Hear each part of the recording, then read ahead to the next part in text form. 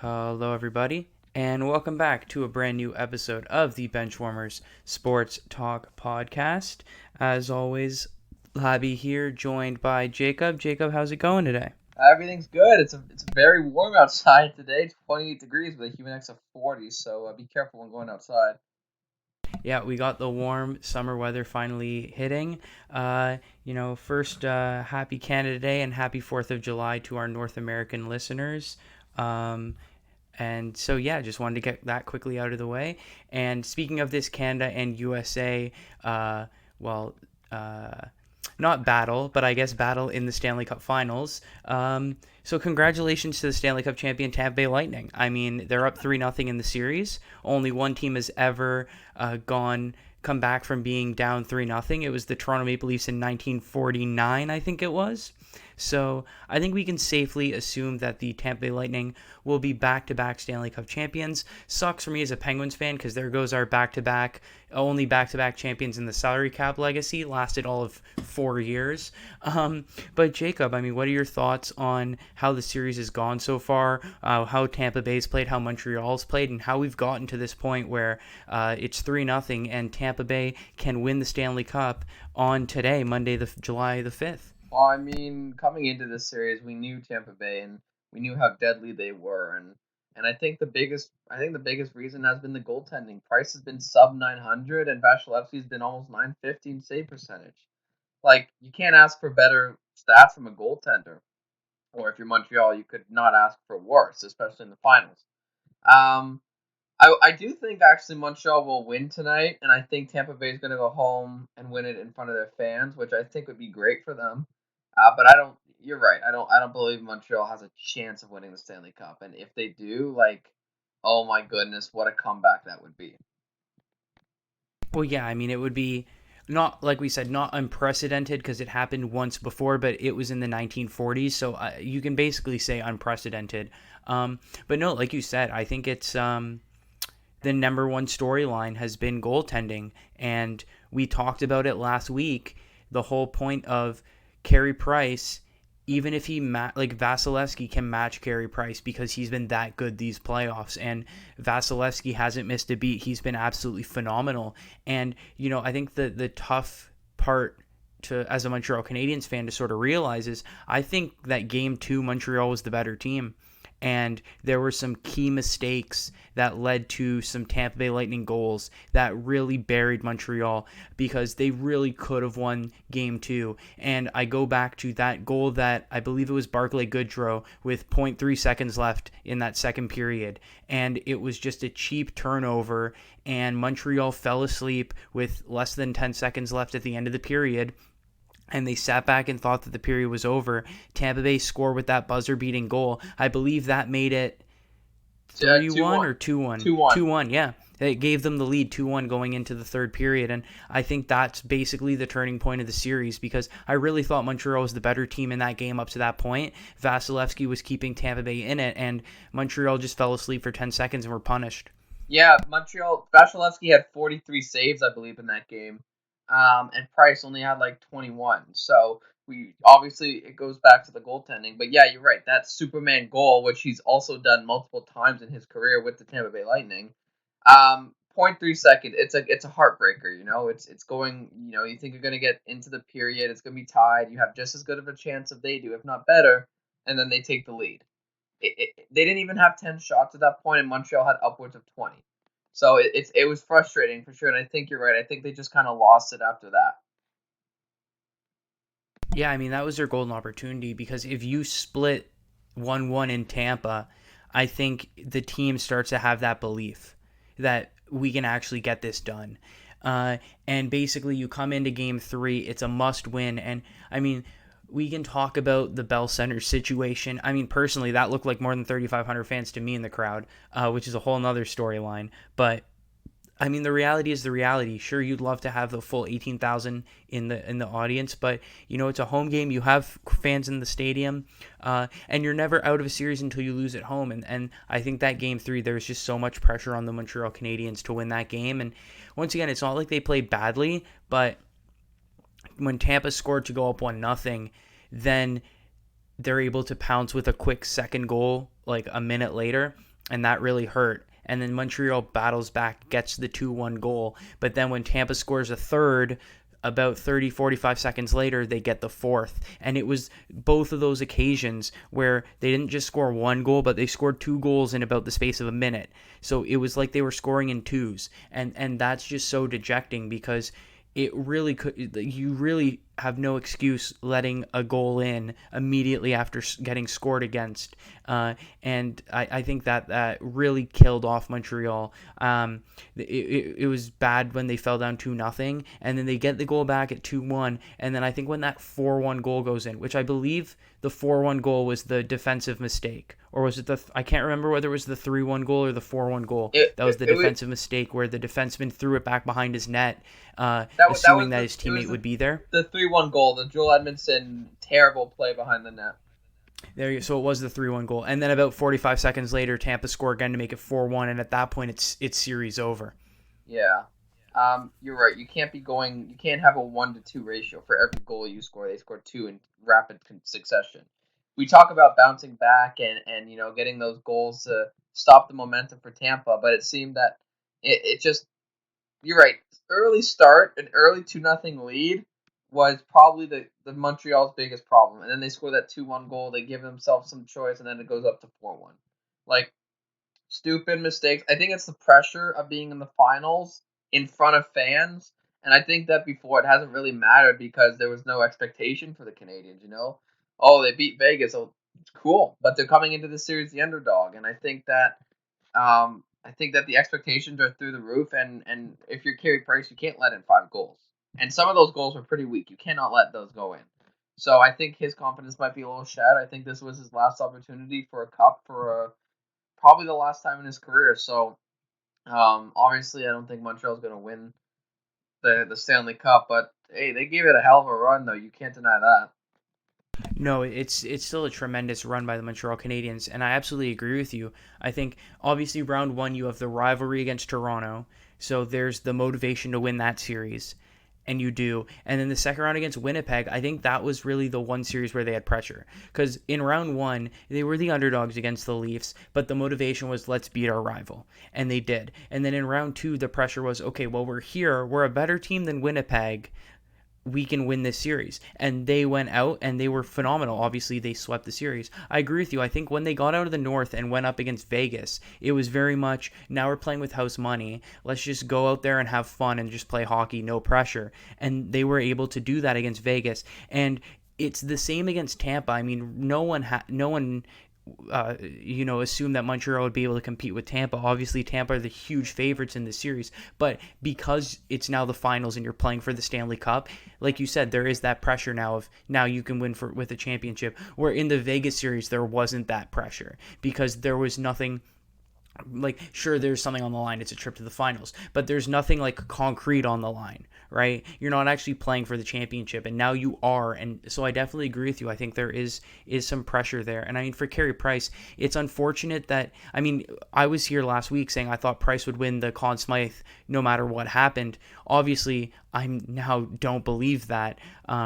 It's too bad because he's had, I mean, such a tremendous career and such a really good playoff run up to this point.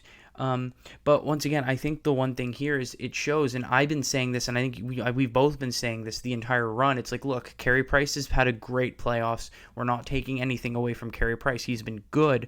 But the reason Montreal is here in the finals is not only because of Carey Price. The team in front of him have been playing phenomenally well, and they haven't been at that quite that level so far in the finals.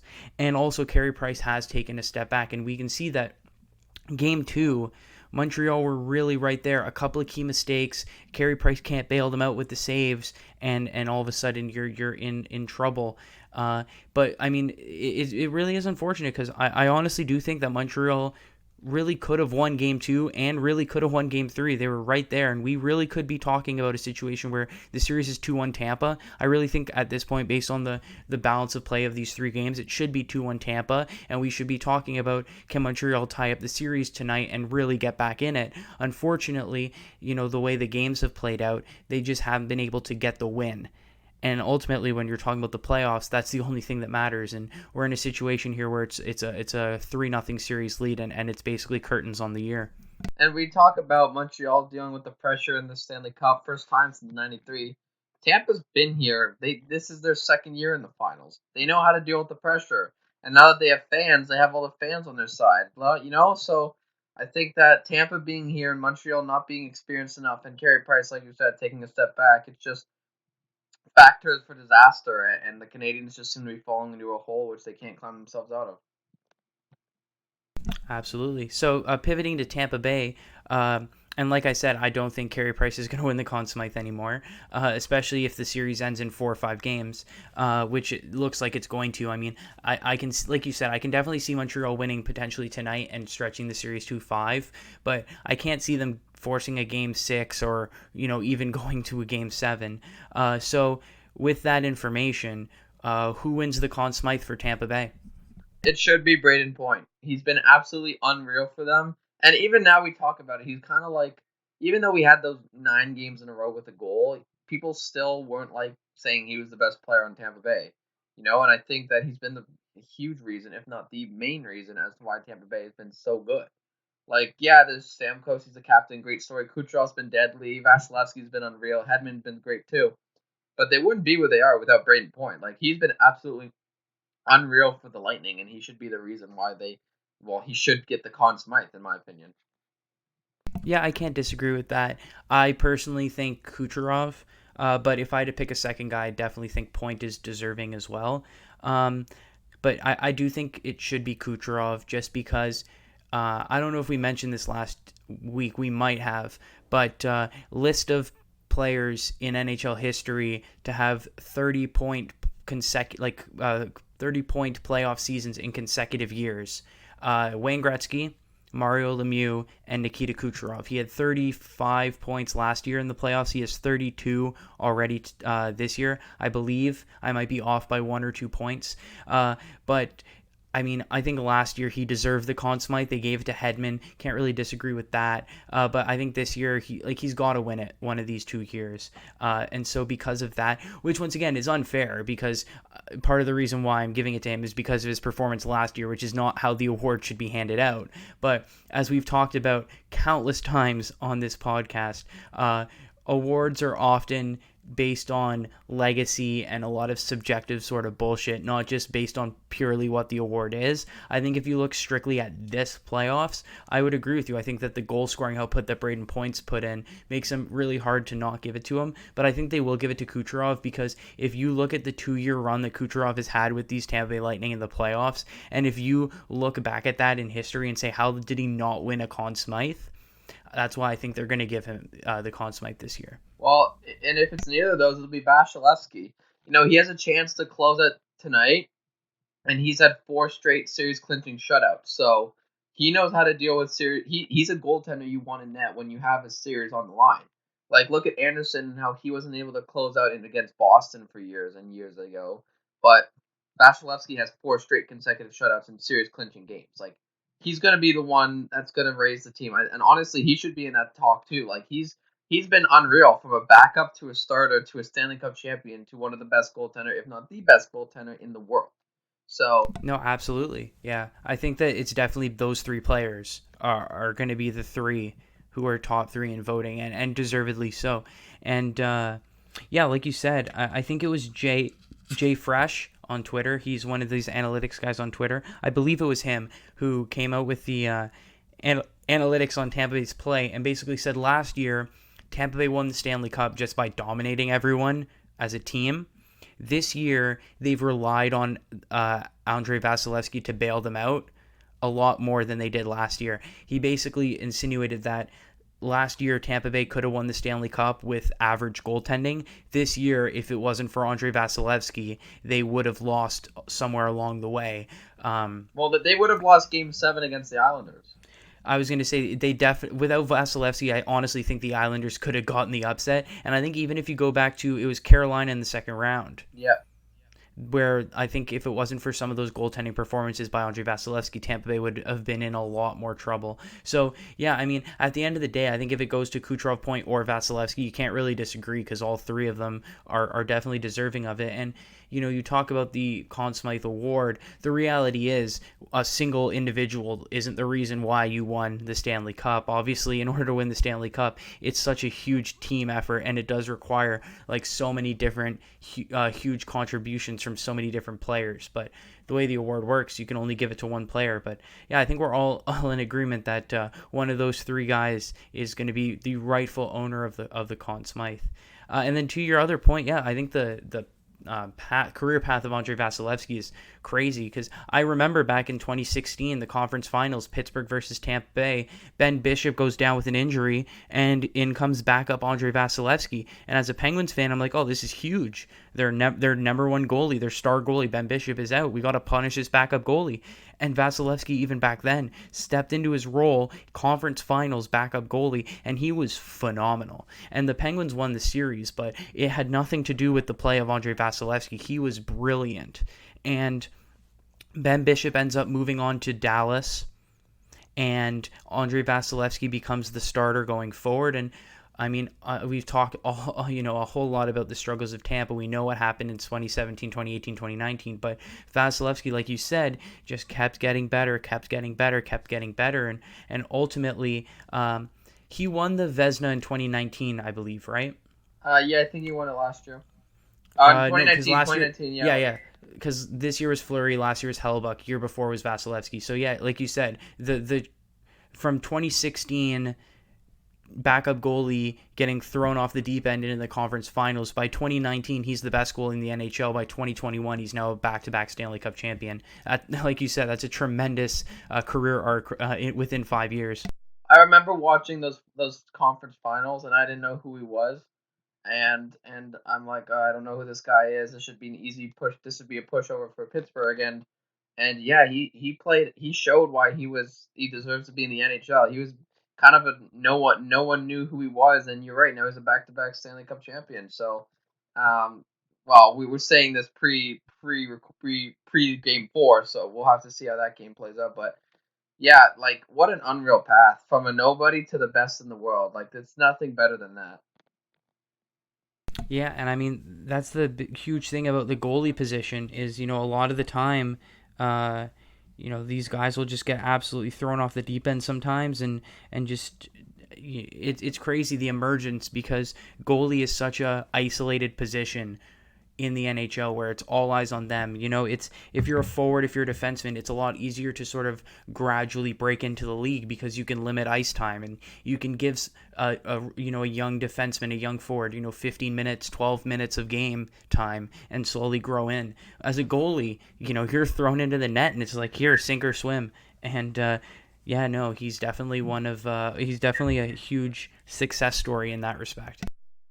And there's been no one better than him for the past 3 years. And yeah, you can say Hellebuck was better than him last year, but like we all know Vasilevsky was better. Well, I guess obviously not apparent to the votes, but he's been the best goaltender for the past 4 years. And it's just unreal to think that there's nobody became the best. He came like it's just an unreal story.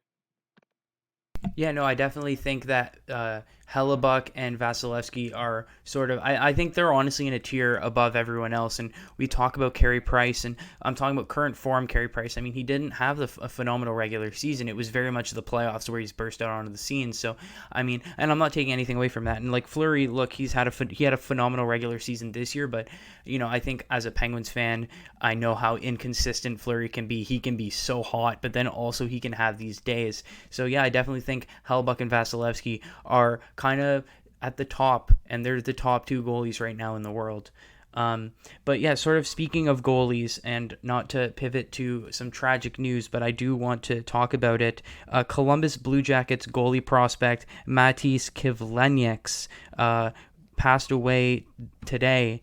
Actually, 24 years old.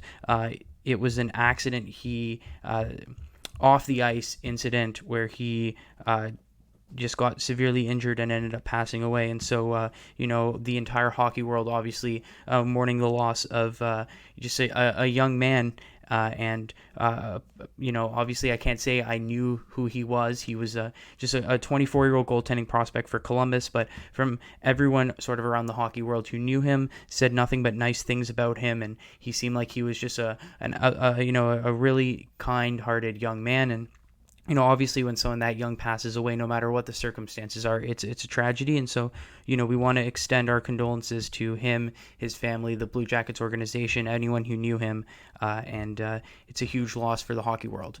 Yeah, such a young age, had so much potential. It's tragic. It just goes to show that you can't really take life for granted, and it can change at a moment's notice. So you have to enjoy every bit of it. Yeah, and like we said, freak accident. Apparently, he died from a fireworks mortar blast. So yeah, Um, apparently a firework malfunctioned, and he took a direct firework to the chest. Because a lot of people said well, there were reports that he fell out of a hot tub when running away from fireworks, but then the autopsy showed it was a chest injury from a direct firework hit, which is just awful. Yeah, just like you said, some kind of freak accident, and once again, our condolences to his family and the organization and anyone else who knew him. But obviously, I wanted to include that before pivoting away from any kind of hockey talk. So yeah, moving on from that and trying to lighten the mood up again. Any last sort of hockey stories that you wanted to talk about before we pivot into another championship series that's going on in the NBA? No, I think everything's been said, and I think we can get right on to these NBA Finals. Yeah, so the dream NBA Finals that the big market commissioner is looking for. You got the Phoenix Suns and the Milwaukee Bucks. And look, I know, like I said, people are gonna be cracking jokes because the NBA is terrified because the Lakers and the Nets and all these big markets are in the finals. I honestly think it's a great thing that this is the finals matchup, and I hate the big market bias that the NBA in particular has. I think the NBA and the MLB are the worst for it, big market bias. And so, a lot of people were critical of Giannis, for example, for signing with Milwaukee and not going to a big market team. And so I'm really glad that Milwaukee's been able to make the finals and they're able to show, no, we can keep a superstar in a smaller market and they can go on and have success in that small market. So with that, yeah, we have Milwaukee and Phoenix. So your thoughts on their path to the finals and how you think the series is going to play out? Yeah, I remember when Giannis signed that after like speculation that maybe he might sign in Toronto, a big Greek community, and it's a cool city to play in, and then he signed that max with the Bucks, and everyone's like, huh, just another second round exit guy, huh? And now he's in the finals. Like he pulled a Fred Van Vliet and he bet on himself and he bet on the team he had. Also, it helps that Drew Holiday, Chris Middleton, and PJ Tucker have been absolutely unreal for them, especially in that series against the Nets. But like, good on Giannis. Like these are two teams that rightfully deserve to be there. We look at Giannis on one side and Chris Paul on the other, CP3 in the Phoenix Suns, who also deserves a ring. And I think honestly, I don't want to say I'm cheering for one or the other more because I haven't really been keeping up with it as in depth as hockey. But I kind of want the Suns to win this. They're kind of a team no one really predicted making it this far. They had to beat some incredible teams along the way, and they did. And here they are. And it was a game one tomorrow tonight. To be honest, I'm not sure. I will search that up as I start talking. But yeah, no, like you said, I mean, I think we've both been on the Phoenix Suns bandwagon since last year when they went 8-0 in the bubble. Game one is starts on Tuesday, July the 5th. So Or sorry, tomorrow's Tuesday, July the 6th. Tuesday, July the Yeah, so 6th. tomorrow's game one, and you're right. It was Devin Booker who was like the main factor as to why the Suns went 8-0 in the bubble and still didn't make it. But we all knew that they had upside. They were just missing that one piece. They were just missing that one person for that team, and I think Chris Paul has been that one person that they've needed, and everything about them just seems to be firing on all cylinders. And I think it's gonna be. A lot of people say, "Oh, it's gonna be a boring one to watch." I think it's gonna be a great series to watch. These are two teams who haven't been here in a long time, and they're just going to be fighting for their lives. It's going to be I think it's going to go to 7 games, to be honest with you. Yeah, I think it's going to be highly competitive. I mean, there's definitely question marks about, for example, Giannis is currently injured. He didn't play the last 2 games of the Eastern Conference Finals, so we're unaware of what his health status is going to be going into Game 1 of this series. And I think that's going to really hurt Milwaukee, which sucks too because, like we said, we both talked about Giannis making it to the finals with Milwaukee. It would be a tragedy if he was injured for those finals. And I think even if he was to play, I don't think he'll be at 100%, which I think is definitely going to be a factor, which sucks. It's like the worst possible time for him to come down with an injury. You hate to see that sort of thing happen. But I mean, Booker, he's been basically playing through a broken nose, I think, for like the last 10 days, which, granted, a broken nose, not the worst injury in terms of being able to play up to your best potential. But, I think he still needs to get his respect for playing through that. But yeah, I mean, with Giannis's knee, that's the thing is like with your knee, it's definitely going to hinder his performance, and it's going to be really tough for Milwaukee. I think honestly, you have to look at the Phoenix Suns as favorites for that reason. But to your point, I do think it's still going to be a very competitive series, and I could definitely see a lot of the games being very close. I could see it going pretty deep, 6 or 7 games. And like you said, I mean, I think the good thing about this finals, I do think it's going to be a great series because the storylines are there either side. And obviously myself being Greek background. I will be cheering for the Bucks because I want to see Giannis win a ring. But, like I said, I've been on the Phoenix Suns bandwagon. I'd love to see Chris Paul get a ring. I'd love to see the city of Phoenix get a ring. Steve Nash tried all those years ago and could never get there. Charles Barkley, same thing on Phoenix. And so it would be great to see them be able to finally win a championship. Chris Paul gets a ring. Devin Booker, he's still young, but still for him to get a ring. I really do think it's a win-win no matter what plans out. And I think that's different from previous years because, I mean, if you look back at previous seasons, like when the Raptors played the Warriors, most of the United States was cheering for the Raptors just because they wanted to see a different winner. And we're seeing that this year where I think a lot of the United States are cheering for Montreal in the Stanley Cup Finals because they don't want Tampa to win back-to-back. And I think you look at this year and you see Phoenix, you see Milwaukee. Sure, you might lean one way or lean the other, like I'm leaning towards Milwaukee, but if Milwaukee doesn't win and Phoenix does, I'll still feel, very glad about the outcome, and I'll be happy no matter what. And I think that a lot of fans are feeling that way, and that's why they're excited to watch. Yeah, and to your point, about Giannis being out and not knowing when he's coming back, like the when he went injured, everyone gave the series to the Hawks, and other players stepped up, which is how we've talked about multiple times on this, how you need other players to step up when your big player goes down or isn't performing. So I think that the Bucks have a very overall well team, and I think Giannis's injury sucks, but they've really played for him, not without him. So I think it's going to come down to just who wants it more, and we hear that a lot. Who wants it more? Like Tampa wanted it more. He wanted it more this year, and they wanted it more last year. So who's gonna have that drive? Who's gonna make those clutch plays? Who's gonna make less mistakes? Like it's good. I feel like it'll come down to analytics, and obviously we talk about analytics are an issue of their own, but like it, either way, like Milwaukee deserves it, Phoenix deserves it. Whoever wins, you can't really hate or you can't really like discredit them. No, not at all. And I mean, yeah, even when Chris Paul had to go into COVID protocol, I believe it was for a couple of days. Phoenix I think went 2-0 without Chris Paul in the lineup. And like you said, a lot of people were writing off Milwaukee when Giannis went down with his injury, and they went 2-0 without Giannis. They won Game 5, they won Game 6. Brook Lopez was playing like prime Shaq for one of those games. Just big man spotting up, wasn't missing anything. And yeah, those role players, those players alongside the superstars are very important. And we've seen that throughout the series throughout the playoffs, both the Eastern Conference and the Western Conference Finals, even going back earlier. And like you said, the Suns and the Bucks have both had to go through some pretty tough teams. Obviously, the Suns beat the Lakers and the Clippers, and then also beat the Nuggets. And obviously, Lakers and Clippers were all in on championships this season, and then the Nuggets made the conference finals last year. Those are not easy opponents. And then Milwaukee, sure, they had a pretty. I can't even remember who they played in the first round, but I think they had a pretty straightforward first round opponent. Yeah, and then But I don't remember who they played either. I, which shows that they probably weren't that tough. But then they had to go through they beat Philadelphia, didn't they? Yeah, they did beat Philadelphia, and they didn't just beat them. Like Or they was pretty convincing. I was Philadelphia. No, the Hawks beat Philadelphia. no, the Hawks beat Philadelphia. It was this. No, it wasn't was it the Celtics? Oh, it was the Celtics.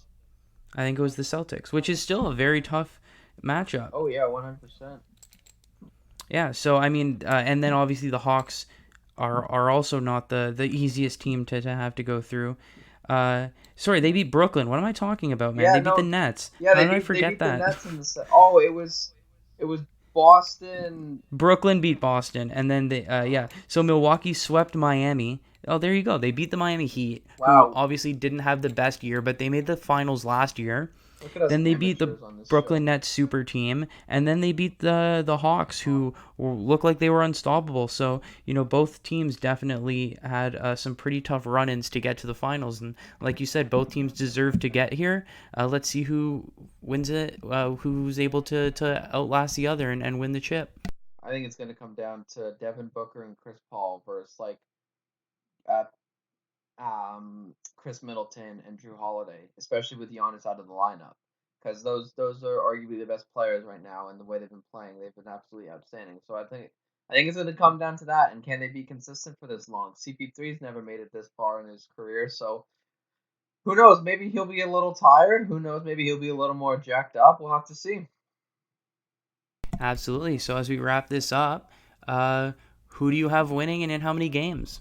I have the Phoenix Suns winning in 6 games, but I will not be surprised if it's 7, and I won't be surprised if there's no greater of a margin of the wins and the losses of like 10 points, because I think it's going to be that close. Well, you stole my prediction. I think if Giannis plays, if Giannis plays and he's like 80% healthy or better, I'm gonna go Bucks if it to win the series. But if Giannis is hurt or if he's rushed back, not at like anywhere close to 100% health, I agree with you. Because of the Giannis injury, I'm leaning Suns in 6 games. So I have a question for you before we Yep. can move on. Do you think that the Bucks could pull a KD in 2019 and rush him back too soon? That's the thing. I hope that they don't. Obviously, it's a different. I mean, it's not a different. It is a different injury in terms of it's a different part of the body, but it's definitely similar because obviously KD they rushed him back with his. It was his ankle, right? Because then he tore his Achilles, Yeah. and No, I thought it was his it, ACL. He tore. maybe it was his ACL. Well, it was definitely a lower leg sort of ankle problem, and then he ended up re-aggravating it. So it's a different part of the body. It's Giannis's knee, but it's injured, but there's no structural damage. Now, obviously, I'm not a doctor, and obviously, I don't have all of the information that the Milwaukee medical team have. So, I'd imagine that they have as much information as they would need to be able to make a decision like that. I hope that they don't risk, because there's no structural damage to his knee. I don't know if he comes back to play, it will put it at risk of structural damage. Like I said, we don't know any of the details. All we know is that there's a knee injury, but there's no structural damage. I think as long as he's safe from having sort of any structural damage, he plays on it, no matter how injured he is. I think that if there's the risk of potentially aggravating it and resulting in structural damage to the knee, I don't think they risk him, and I hope they don't risk him because I mean, as much as Katie's been able to come back, it took him 18 months to rehab from that injury, I, and you don't want to see one of the best players gone for an entire year. I think what'll happen is they won't play him for the first 2 games unless they go down 2-0, and then they'll probably put him back in for game 3 because I don't think they're worried too much about the first game. If they're able to tie this, if they're able to go back to if they was Phoenix a better team in the Yeah, regular. Phoenix has home court. Okay, so if they go back to Milwaukee tied 1-1, I still don't think they'll play him. If they go down 2-1, um, then maybe they'll play him for game 4. But I could possibly see him not making a return until game 5. Yeah, I think it's very possible. I mean, there's also the talk of, oh, how will this affect his legacy if the Bucks win the championship but he doesn't play? But I mean, I think there's a lot more important things than that. It's the championship is the championship, and I think if people like if the Bucks win this series without Giannis and they try to discredit Giannis I mean, after the fact, look those people are just haters. look at Giannis. He has been there in his entire career. He could have left to go somewhere else, made a lot more money, but he's stuck with this team. He's been the reason why they've been so good for so long. If you discredit Giannis, you just A, don't watch basketball or just don't like the guy. Yep, exactly. So there you go.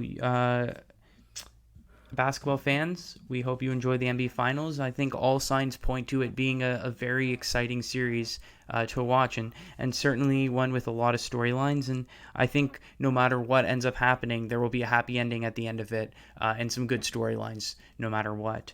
And so with that, we'll pivot to the other big sort of championships that are going on as we crown even more champions this summer.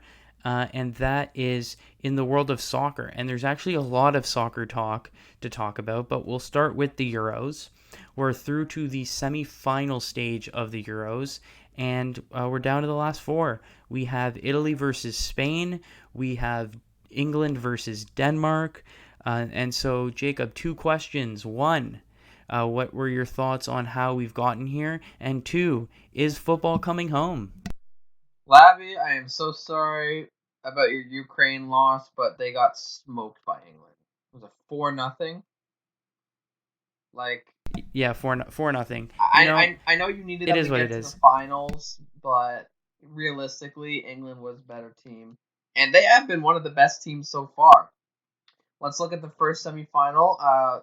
Spain and Italy. These are Spain. You know what? Spain has kind of gone unnoticed for most of the tournament because obviously they weren't really a big favorite coming into this year, and they were able to when they beat Switzerland in penalty shootouts.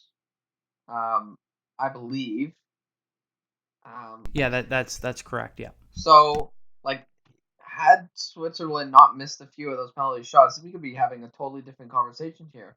I don't think Spain has a chance against Italy. We have seen Italy just be dominant this entire Euros. Like they haven't even looked shaky at any points. Italy's just been good. They had that one game, I believe, I was last game where they scored 2 goals. Yeah, against Croatia in like rapid succession. Um, Austria against Austria. Yeah. Austria. So, like, even when they're down and you think they're out, you can't count them out. Italy's just been special to watch for sure. And then Denmark, man, what a story this would be though. Like if they beat England, they're the team I want to win. They lose their captain 5 minutes in the first game. Um, he literally he died, and then they were able to bring him back. And he's been the real reason that this team has been so far. And I think it's been his moral support. Like this team doesn't seem to be doing anything wrong. Denmark is gone. Denmark is like one of the nicest Cinderella stories since I believe it was the World Cup with Iceland. Correct me if I'm wrong. It was last Euros with Iceland. Last Yeah. Euros. Yeah. So this could be a real special Cinderella story that could like it could just have so many good strings attached to it. And honestly, like I think England's gonna win it all. I think this is the year England's just been just unreal. And then you have 2 games going back to Wembley, like in playing in front of their home fans, which is just also incredible for them. So, but like I said, Denmark winning would be I don't know how anyone could hate that story. No, definitely not. I think that obviously the human pick, the pick for the feel good story is definitely Denmark. I don't think anyone would hate Denmark winning or would complain about Denmark winning at the end of the day, just because it would be such an incredible story. To your first point with the first two semifinals, I completely agree. I think Spain have the fact that Spain have gone this far, I think, is impressive, but I don't think they really have been tested. I mean, they didn't have a hard group per se, and they really struggled. They didn't beat Sweden in the group. They didn't beat Poland in the group. They opened up with back-to-back draws against Sweden and Poland. They beat Slovakia, but since then they needed extra time against Croatia after blowing a 3-1 lead, but were able to come through 5-3 winners. And then against Switzerland, I think the red card that the Swiss player got was very harsh. I thought that that was not a red card. And despite having a man advantage, despite Switzerland being a man down for the last 15 minutes of normal time and all of extra time, so essentially 45 minutes, an entire half of football, and they couldn't score against the Swiss and had to go through on penalties. Yeah. This Spanish team has not been adequately tested, and even the tests that they have had, they have not passed. They've failed to beat Sweden. They've played Sweden, Poland, Croatia, and Switzerland, which are not these heavy-duty superpower teams like in Italy is, and they haven't beaten any of them in 90 minutes.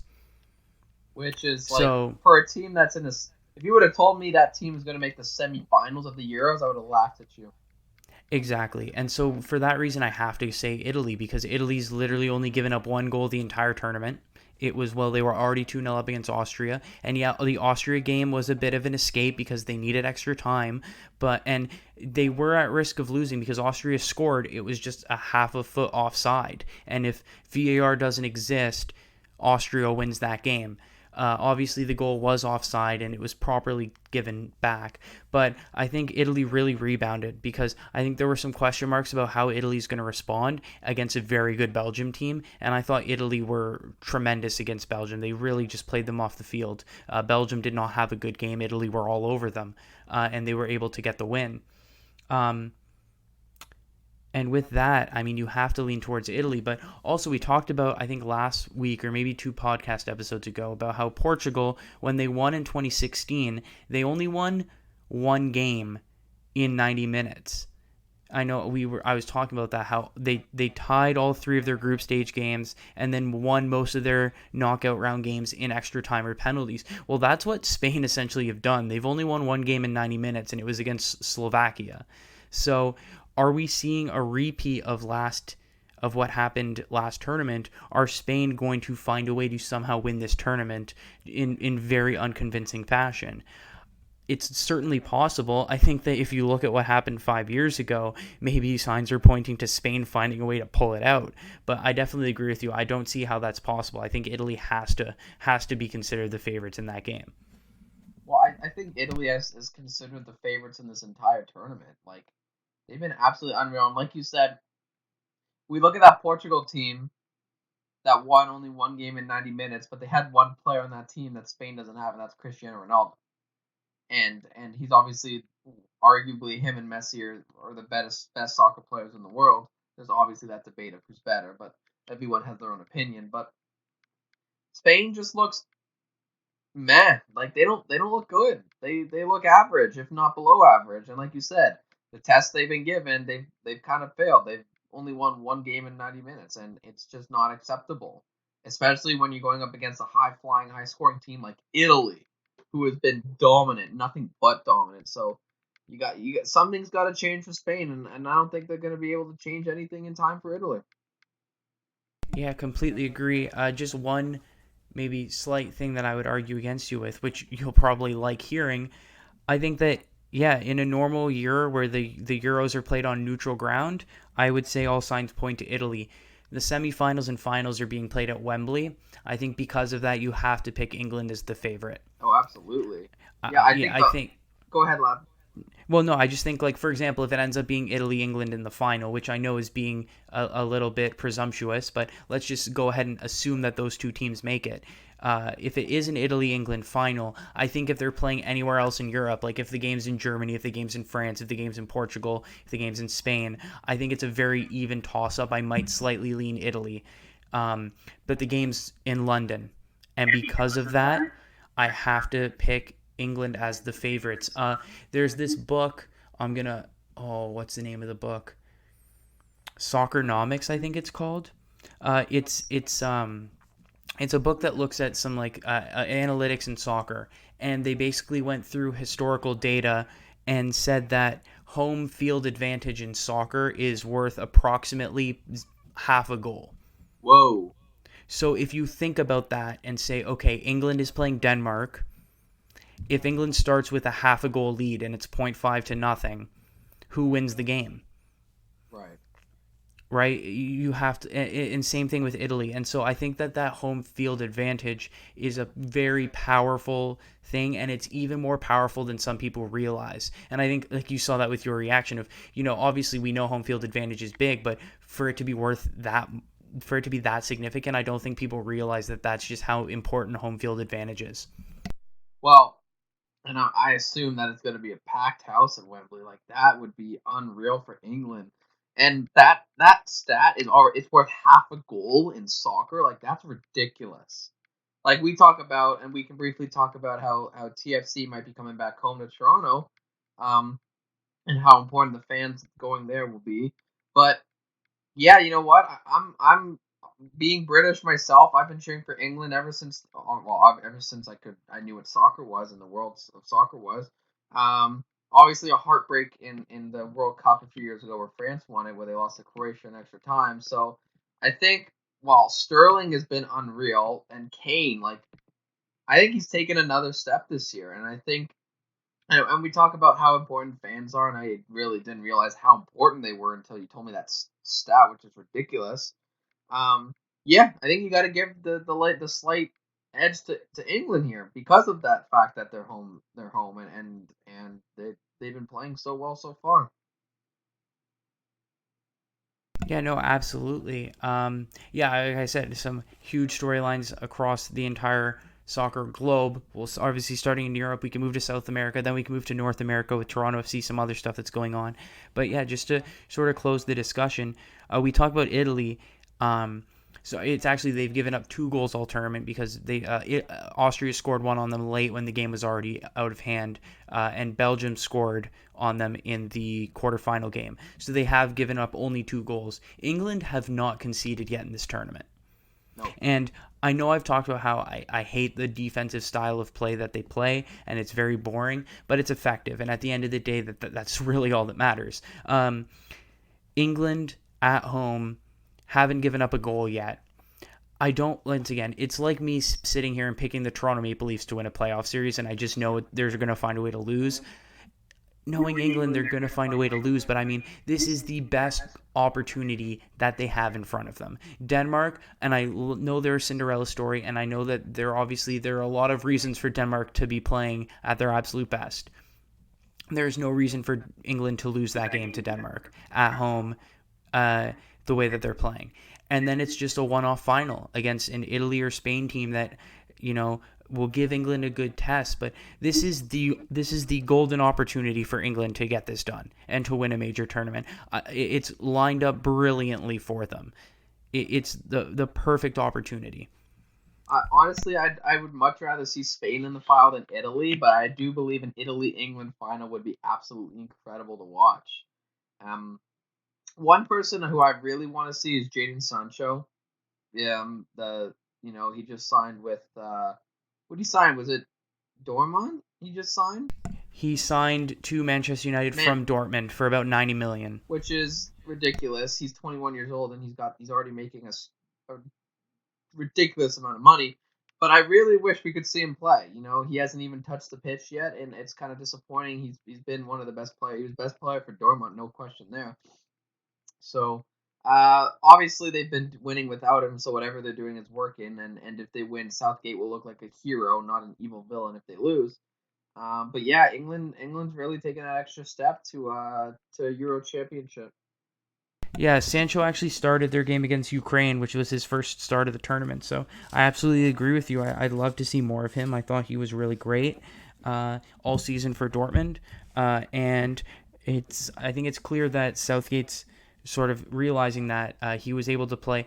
Like you said, it'll be interesting to see what the lineup is against Denmark, whether he goes back to Sancho, whether he plays elsewhere. But yeah, it'll be very, very interesting for sure. And so that is the Euros. And so now with that, we can move on to the Copa America, which is the South American Championships. And I know we have not talked about it at all on this podcast, but really for me, the Copa America, it's not interesting until you get to the knockout stages, especially this year because there were 10 teams competing, and 8 of them make it through of the group stages to the quarterfinals. So for me, there was really no point about talking about the group stages because we all know Brazil, Argentina, Colombia, all those teams are going to get out because as long as you're top 4 in a group of 5 teams, you're getting out into the quarterfinals. But now we're on to the semifinal stage of the Copa America. We have Brazil against Peru in one semifinal, and we have Colombia and Argentina in another semifinal. So I think obviously Brazil are going to be seen as huge favorites against Peru. Colombia and Argentina is more of a toss-up. And so my question to you, Jacob, is this the year that Lionel Messi finally wins something with Argentina? Man, I hope so. Like he's got to be so frustrated, man. Like year after year, not getting that prize championship. Like this has got to be it for him. And obviously, we talk about Ronaldo winning a few times with Portugal. Uh, Ronaldo's taking that extra step, in which maybe you could argue he's the better player because of that. So I mean, Messi's still playing really well, and arguably, like, he's still the best on that Argentina team. But you're right; they really need to come together and play for their captain because he deserves a win.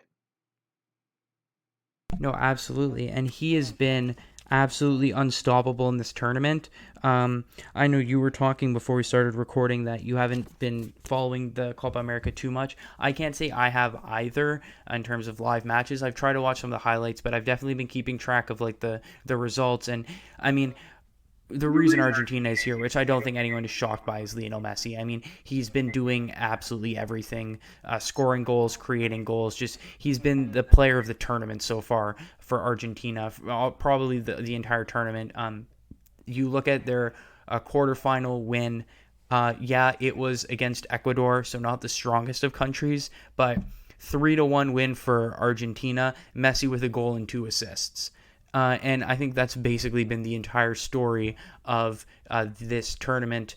And like you said, it's just a matter of can his teammates give him the team that he needs around him to get it done? Because obviously we've seen at countless World Cups, Messi's done all that he can. Obviously, I'll be cheering for Argentina. I really like Messi deserves to win something with Argentina, and I'm hoping that this is the year. Obviously, it's going to be tough. Colombia aren't pushovers. And then it does look like Brazil most likely in the final, which Argentina-Brazil final for the Copa America would be phenomenal to watch. But yeah, that is what we have going on there. So yeah, just any closing thoughts on the Copa America? An Argentina Brazil final might break South America. Like that would be absolutely like that would be superb. Imagine Brazil winning it and then Rio de Janeiro going crazy, or Argentina winning it and Messi finally getting a championship with that team. Like that would be an unreal that would just be unreal for South America for sure. Yeah, no, it would be. I think that a lot of people would watch that game for sure. And then pivoting from South America to North America, a couple of things to talk about. The first thing to talk about is from a national team perspective. So the Gold Cup, which is the North American version of the Euros and the Copa America, is starting up on July the 10th, just in case anyone who did not know that, who's a North American fan of soccer and did not know that. July 10th is when it starts, and I know the majority of our audience is North American, and so it's actually a very interesting situation because Canada and the U.S. are in the same group. So July 18th, 2021, from Kansas City, Canada versus USA in the group stages of the Gold Cup. So I think that's definitely an exciting game to be aware of. In the group with Canada and the U.S. is Martinique. Uh, so obviously a bit unfortunate for them to be there, and they will also be joined by the winner of Haiti and Bermuda, which we imagine Haiti will win that quite comfortably. So you'd imagine that Canada and the U.S. would finish 1-2 in their group, and would both move on to the quarterfinal. With Haiti and Martinique getting eliminated, but still a very exciting a very exciting match to look forward to, and obviously both Canada and the U.S. will feel optimistic about their chances to go deep in the tournament. But why am I hyping up this matchup so much? Well, because the way the group works, you want to actually, you know what? Now that I'm looking at it, maybe not, because the winner or loser will face Costa Rica or Jamaica in a potential quarterfinal. So probably not the end of the world. But the big thing is, if you win your group, you will avoid Mexico until the final. And obviously that is significant because I think it's very clear that Mexico is the best team in the CONCACAF region.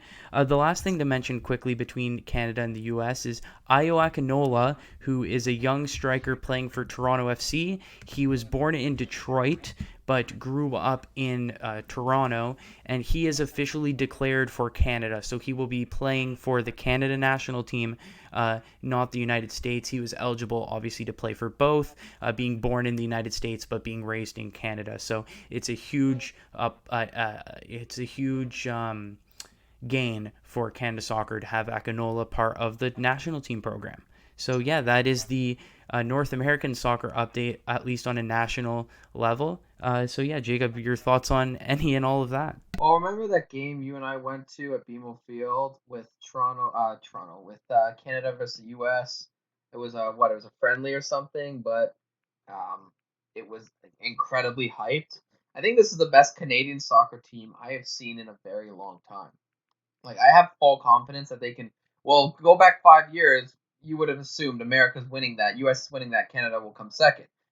I will make the argument that Canada will win this division and then come and America will come second. I think Canada and is on the up. I think America's on the down. I think they're they're still a great team, but I just don't think they're as good as they were 5 years ago. And I think Canada has improved, especially with superstar Alfonso Davies.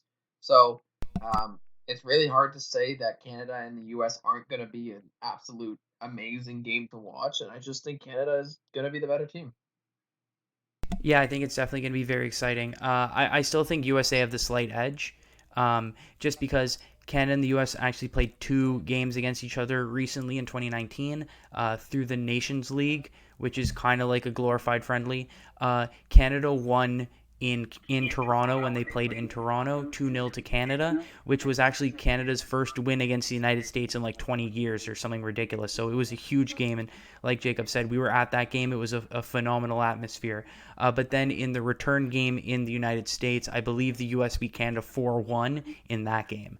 And so definitely Canada's on the rise. And I wouldn't say the United States are on the down. I think Canada's just getting closer and closer to the U.S.'s level.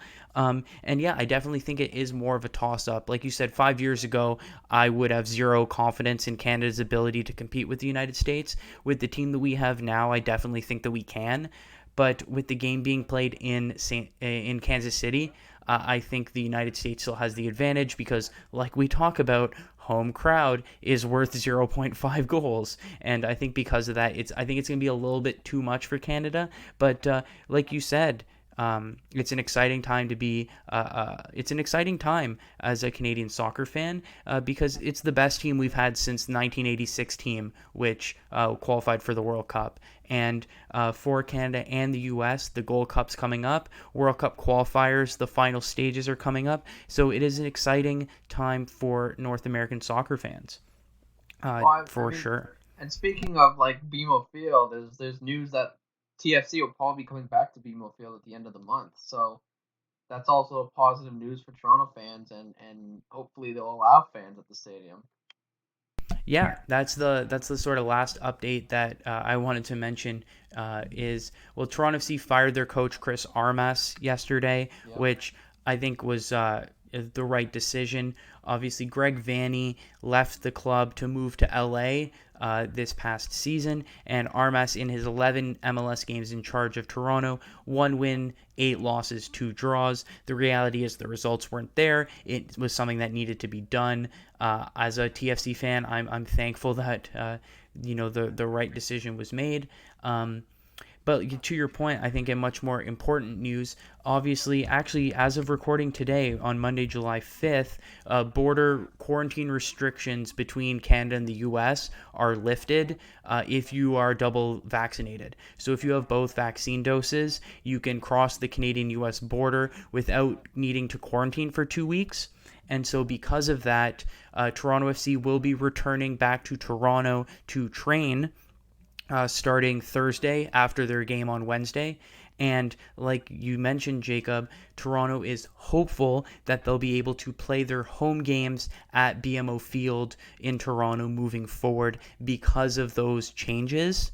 Um, that is still being discussed with the Ontario government and the Canadian government about whether that is going to be a possibility. And then beyond that, obviously, there is the question mark about when their fans will be allowed to be in the stands. But either way, it is definitely a positive step forward in the right direction. Obviously, we've only seen fans in the stands for one sporting event in Canada this entire time, and that has been Montreal Canadiens playoff games.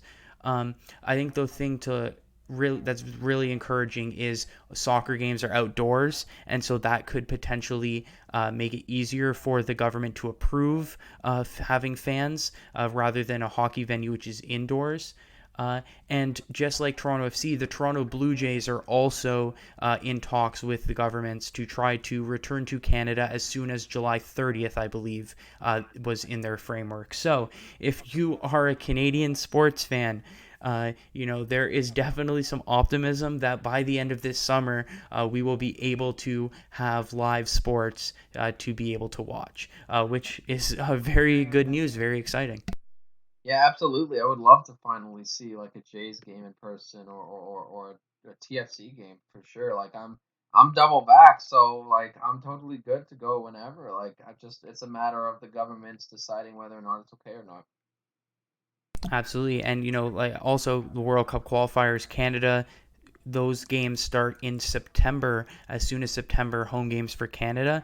And actually, I do want to quickly try to pull up the schedule because there is, once again, Canada and the U.S. are both in the final stage of qualifying, and it would be phenomenal if Canada was able to have fans in the stands as soon as possible. And the good news is Canada versus the U.S. in Canada isn't until January 2022. So Uh, there's plenty of time there so for plenty of time there. But yeah, Canada's first home games are September 2nd and September 8th against Honduras and El Salvador. It would be great if we could have fans in that. Canada and the U.S. play in the United States on September the 5th, which will be an exciting game. So any Canadians who want to maybe travel to the States for an away game, Canada playing the U.S. on July the 18th and then again on September 5th. So some good soccer to be watched if you are a North American soccer fan. especially after a year where soccer really hasn't been talked about a lot. It's good to finally see some Canadian soccer for sure. Absolutely. And so with that, any closing thoughts, Jacob? I don't think so. I think Montreal's gonna win tonight, and I think Tampa's gonna win the cup though, because Montreal is just not good enough compared to Tampa. Yeah, if Montreal comes back and wins the Stanley Cup, Jacob will buy a Habs jersey and run through the streets of downtown Toronto. I will not only buy a Habs jersey, I will personally go to all my Habs friends and buy them like $20 worth of beer. Not good beer, but beer. There you go. You heard it here first.